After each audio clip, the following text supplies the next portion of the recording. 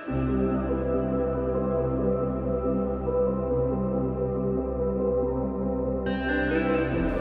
am very grateful for the invitation of Father Joseph Yeyaseelan to this online conference addressed to all the members of St. Joseph Bath Independent Delegation, to all the members of the Claretian family Sri Lanka, and some Claretian guests from other organisms. We are, my brothers and sisters, on the threshold of our 26th General Chapter. The theme we have chosen for this conference is of great importance to us. We are a congregation of missionaries, not a congregation of clerics or priests only. Our charism is far removed from clericalism, understood as a sacred power. We understand that we have received a charism to collaborate with others, according to the dream of St. Anthony Mary Claret, our founder. Pope Francis also frequently warns us about the danger of clericalism and the worldliness it entails. Therefore, this reflection is of vital importance for us who unfortunately have so few missionary brothers.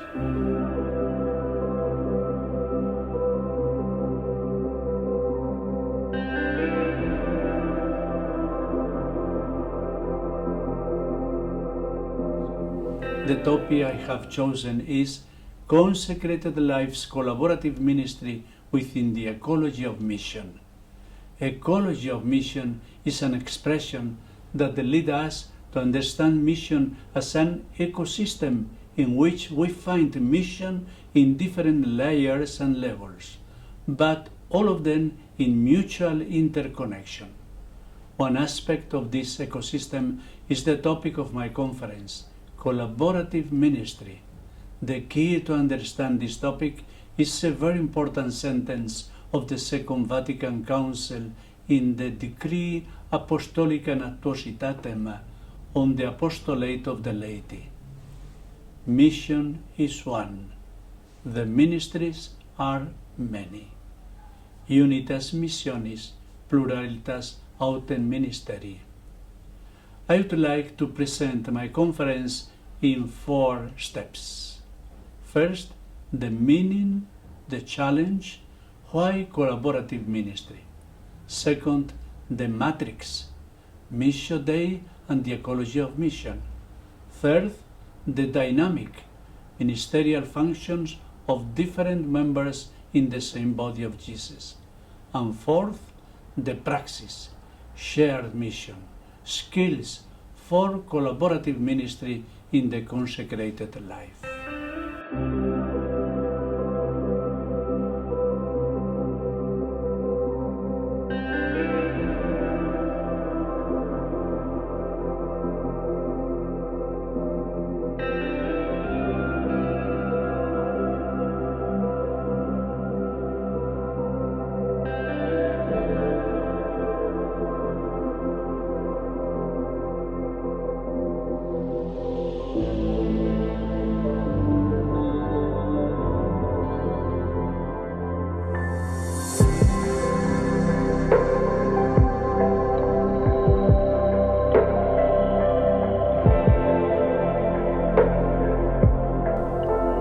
The meaning and challenge, collaborative ministry.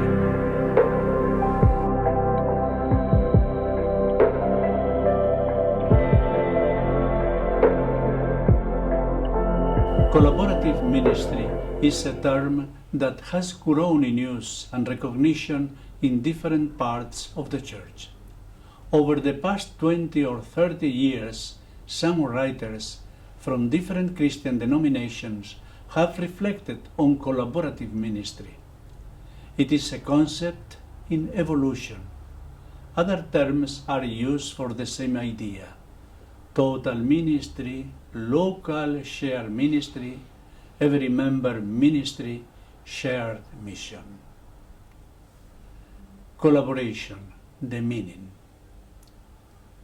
Collaboration means taking others into an open and honest partnership.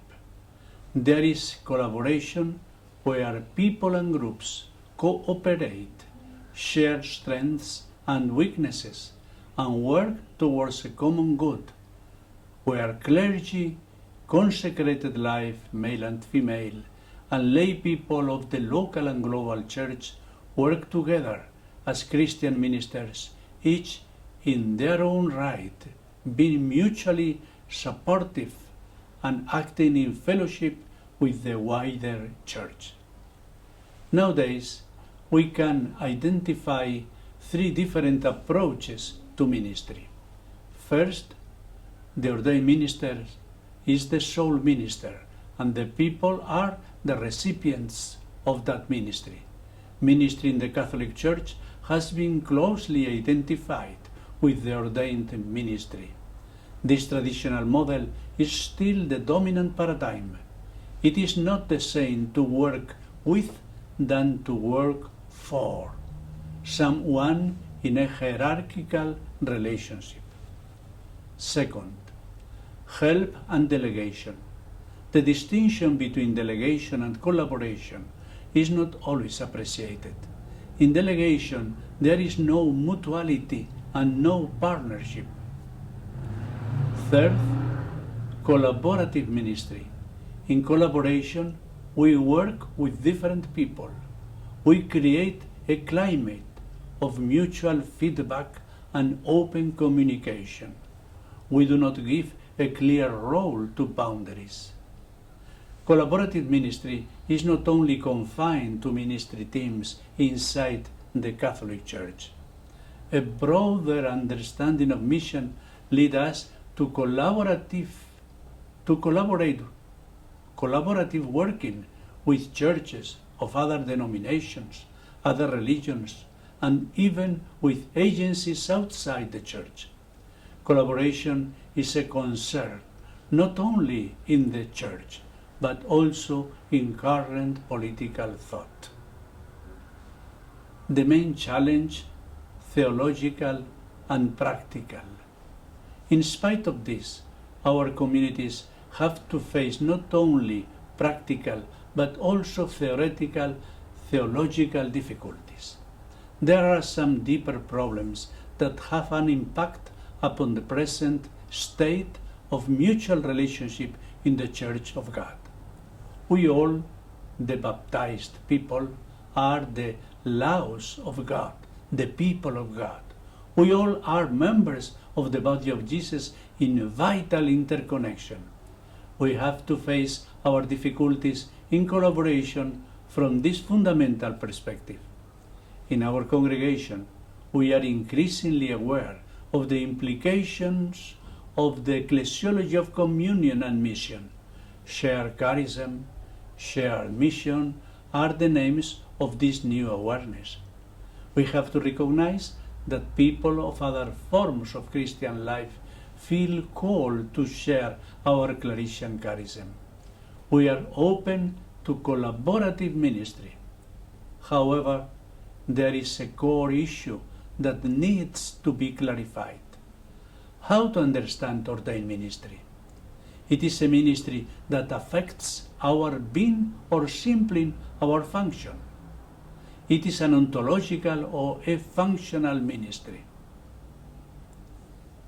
Western culture is a highly functionalist culture in which questions of ontology are regarded as irrelevant. However, we have to find how to interconnect ontology and function in our understanding of the ordained ministry. The pervasive influence of philosophy of individual within thought and social life. This generates a fundamental narcissism in those who feel called to ordained ministry. I am something special. God has called me and not others. Those who feel called to the ordained ministry think more on themselves than of the Christian community for which they have been chosen. A communal bias of our society that has been and continues to be the most serious impediment to development of a richer theology of orders in the Church of Jesus Christ. From this perspective, ministry and ordination are not basically approached from the angle of the concrete ecclesial community, but in the individual person ontology or his function.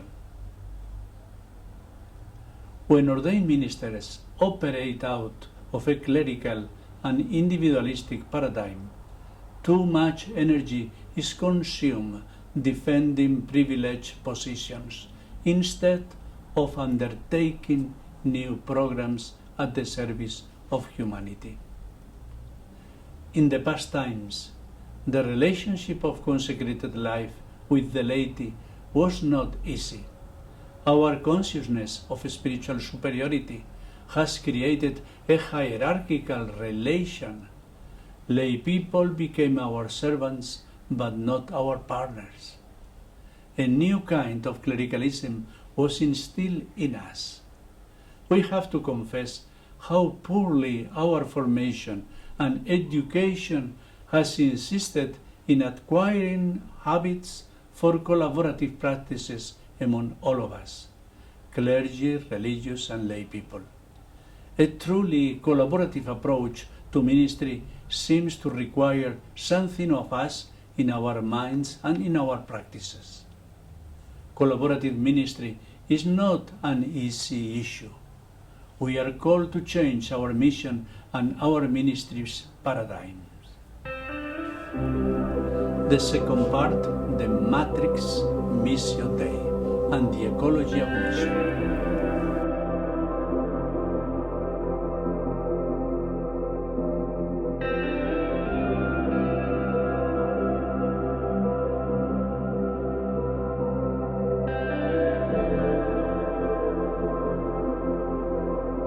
Matrix is something within or from which something else originates, develops, or takes form. We can say an atmosphere of understanding and friendliness that is the matrix of peace. And now we want to say that the Missio Dei is the matrix of collaborative mission. The Bible reveals mission first and foremost as a divine attribute, Missio Dei. God Himself is the main protagonist and actor of mission. The biblical God is the missionary Trinity, the restless Trinity, as said Meshid of Magdeburg. The perichoretic Trinity, always engaged in the dance of mission as Creator, as Redeemer, as Sanctifier. The Missio Dei flows from the womb of the Abba, who sent Jesus out of love for us. The letter to the Hebrews explicitly called Jesus the Apostolos, the missionary of God. The main purpose of Jesus' life was to fulfill the mission He has received from the Father. Thy will be done. The Good Friday, Jesus put an end to His mission, exclaiming from the cross, Consummatum est, it is finished. But the Missio Dei did not conclude. Jesus has promised to His disciples, I will not leave you orphans. I will send the Spirit who proceeds from the Father. Jesus' mission was carried on by the Holy Spirit, and He bowed the head and gave up His Spirit.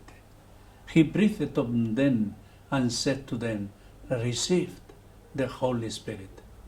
As Jesus ascended into heaven and was seated at the right hand of the Father, the Holy Spirit was sent to us. The Holy Spirit is in permanent mission. It is not an alternative to the mission of Jesus. It reminds us of that mission which leads to fulfillment, which makes possible all that Jesus began and promised. The Holy Spirit shared His mission with the Church. For this purpose, the Holy Spirit has been poured into our hearts and has been given to us, manifesting his missionary energies in different charisms. Everybody who is part of the Church is called to participate in the mission of the Spirit. The Spirit is epiphanic in all those charisms that energize the mission of the Church.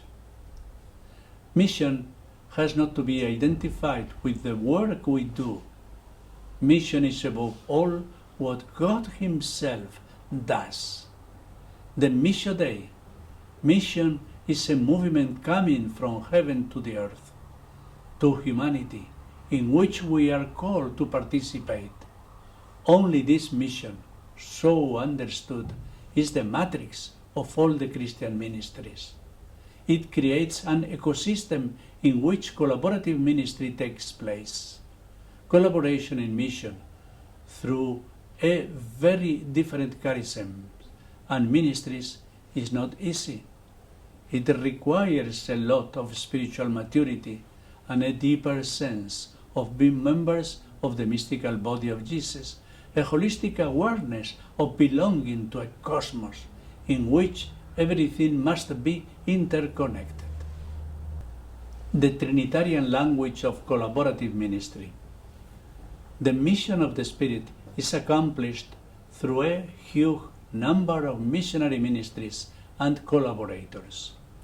On the day of Pentecost, the Spirit came upon a new people and anointed them. Thousands and thousands of collaborators and accomplices have carried on through the centuries the mission. Mission is one, ministries are many. The mission of the Spirit is the mother of the Church. It is the mother of each congregation, of each community. The Holy Spirit acts through multiple ministries, services, and charisms. The Mission Day becomes, in this stage of the history, Missio Spiritus, and it is the key to understand the Missio Ecclesiae. Moreover, the Holy Spirit does not restrict the number of His collaborators. He speaks through the prophets, both through Christian prophecy as well as through religious prophecy and even through secular prophecy. The Spirit acts through so many human beings without discrimination who have received His gifts and put them consciously or unconsciously to His service. The mode of togetherness of the life of the Holy Trinity is emblematic for so-called relational understanding of ministry in contemporary theology. To collaborate means to work with another. The accent is on with rather than for or under. It is a cooperative activity that requires trust in others, humility concerning one's own wisdom and competences. This kind of collaborative way generates an ethos, a mode of engagement. Drawing from the early church sources, for example, apostolic tradition of Hippolytus and John Chrysostom, some authors point to the fundamental interdependence between presbyter and people. That means that the ordained ministers are not a caste outside the laws of God. They belong to the laws of God, to the people of God, and are members of the body of Jesus. This emphasis upon the presbyter's particular placement within the people of leads to state that presbyters are defined by their relationship to other members of the laws. The presbyter needs the people to become a presbyter. The people need a presbyter to become the people of God. The one interanimates the other.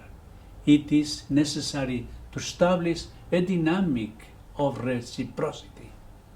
The search for more integrative relationships between the ministries within the Church remains a continuing challenge. The Church is a living web of interconnections. We have to reconceive the ministry using a relational language, recovering the Trinitarian theology of perichoresis. Interdependent and relational categories are necessary to integrative understanding of ministry. This is why, for me, as I think about the Holy Trinity, I think my favorite image that helps me make sense of this big mystery is an image that comes to us from the Eastern Orthodox tradition, from those early Greek fathers as they developed this idea of how the Holy Trinity works. And they use this image, which is a word, which is a great Greek word. Of course, I resonate with the Greek words. It's the word perichoresis. Can you just say that? Perichoresis. Right. So I know you probably say that word 50, 60 times a day in your general speech, but no, it's a compound word. The first word is peri, which means, well, it's where we get the word perimeter or periscope. It means round or circle. And the last part is choresis. And that's where we get the word choreography, and it means